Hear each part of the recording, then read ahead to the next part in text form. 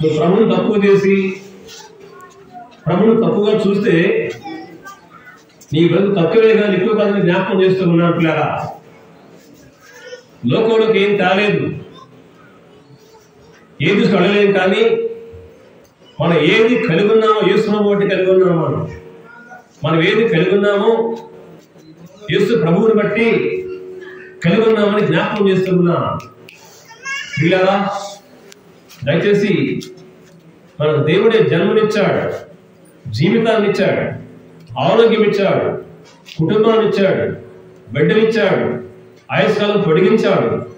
ఇంతవరకు ఎందుకున్నామంటే ఇకనైనా ప్రభువుని తెలుసుకొని విశ్వాసం ఉంచి క్షమాపణ పొందుతామని, రక్షించబడి దేవుడు జీవిస్తామని ఉద్దేశంతో ఉంచాడని జ్ఞాపకం చేసుకో.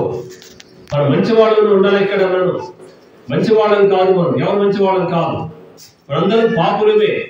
యేసుక్రీస్తు మాత్రమే పాపుడు కొరకు లోకానికి వచ్చి ప్రాణం పెట్టాడు. మనం దేవుడు అనుకునే వాళ్ళు ఎవరు మన కోసం ప్రాణం పెట్టలేదు. వాళ్ళు కూడా చనిపోయారు, వాళ్ళు తిరిగి రావలేదు.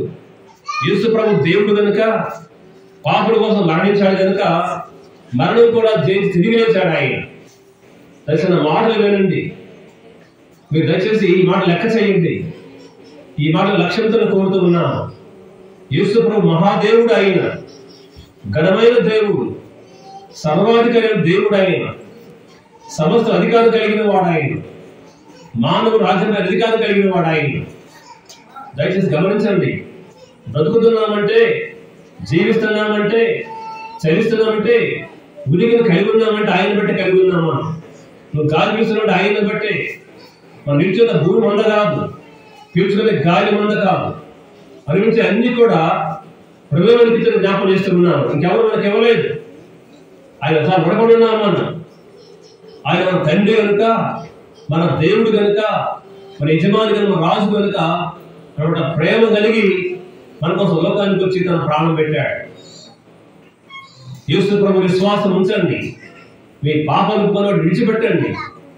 కొద్దికాలం ప్రభువును జీవిస్తానని ఒక తీర్మానం చేసుకోనండి.